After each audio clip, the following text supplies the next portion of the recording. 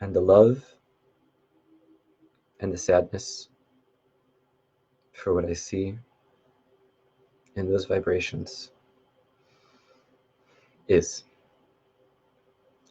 So as you bring more divinity into the world, in whatever form, the divine energies increase.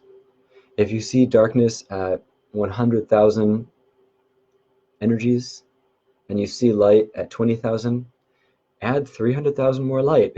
You and the team, the communities that you build, that you support. It's simple.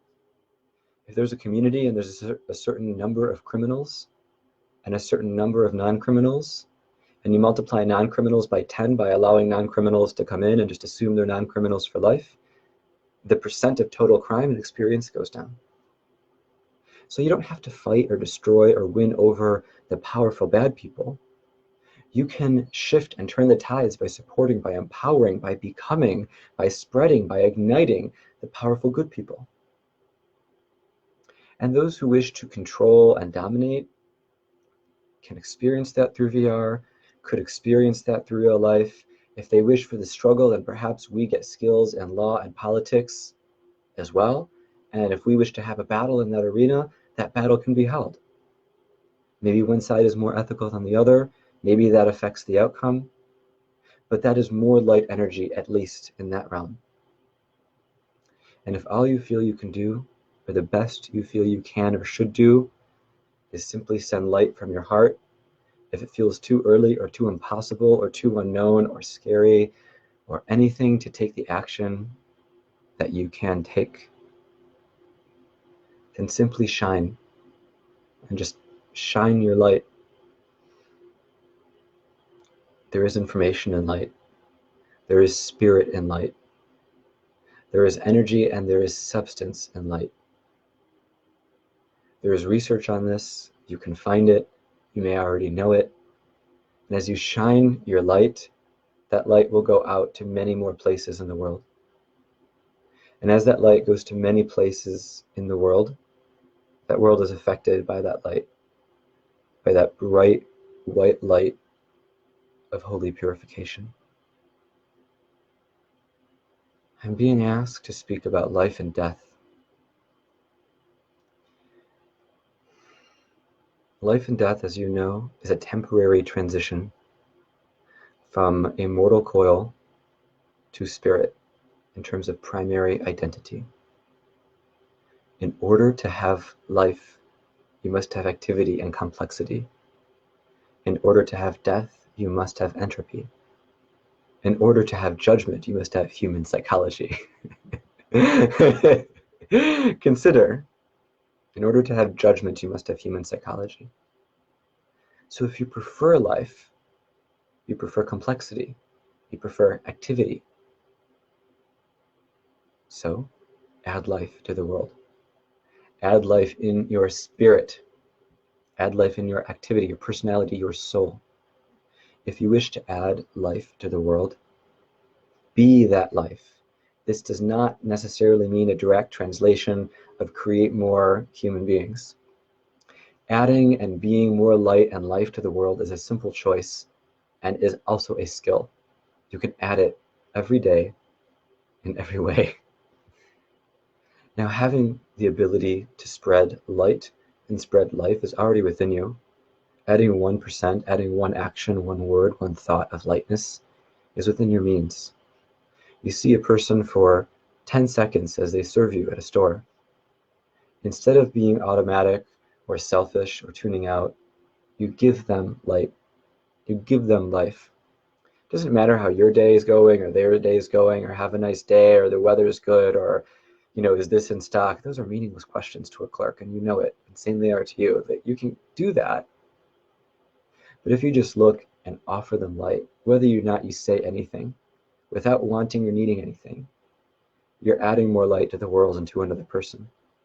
And that very low bar that can become a habit has such a significant ripple effect.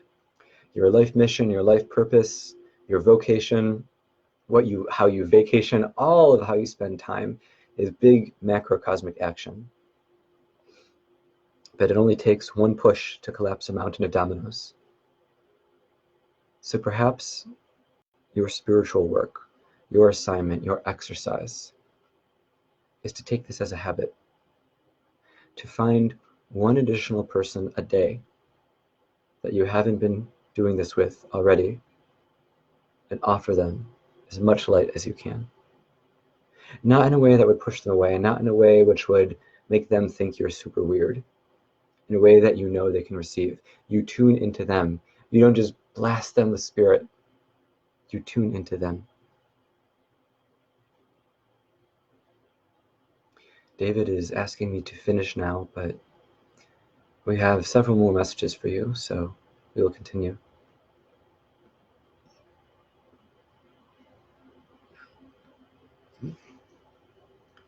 David is scared he is not up to this challenge, as a reflection of you who feel you may not be up to this challenge.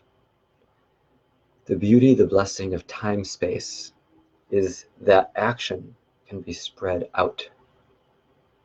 The transformation from you into your cosmic, great, perfect, ideal future self is spread out. If you wish to be a master at the piano, at Japanese, that takes time to spread out. And the only one judging you at your pace is you. Having patience with yourself is part of being grounded. Having presence in yourself is part of being embodied. Having confidence in yourself, however you build it and destroy the blocks, is feeling supported from within to move forward. And feeling supportive and within of the second chakra does discuss topics of food, does discuss topics of addiction, does discuss topics of need. If there is a need for water, perceived or actual, drink the water. If there is a perceived need for a substance which alters your biochemistry or your perceptions in any way, notice that. Can that come from within, or can it not? What are the causes and the effects of the short and long-term uses of the substance, of the food? Do those support you on the big picture or take you down? Do you feel you need people? Do you feel you need things from people? Do you feel you must identify as a typical 20th century psychological human, and you have all these needs, and if they're not met, then you can't transcend or actualize? If you believe that, that is your truth. But as long as you can liberate yourself from a single need, pick a meaningless habit at some point in your life that you let go of. The habit was automatic, there was compulsion, there was need, it may have been slight, but that was a mild addiction. Texting, games, cannabis, so many addictions exist now. Caffeine, it's sugar, it's easy to point them out. People, sexual activities. So noticing where the need comes from, the root of it, can take you into your sense of self-worth. If you have low self-worth, you will always be trying to fill that void, but your capacity is small. If the water flows into a pool, that pool can fill up. If that pool is small, it can only hold so much.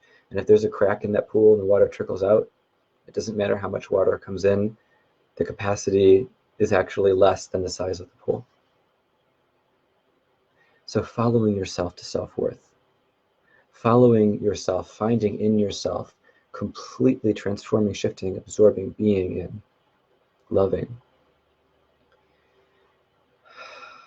When you do this, when you fill this second chakra, when you strengthen its capacity, the need to feel good from doing, experiencing, having, getting, taking something will dissolve.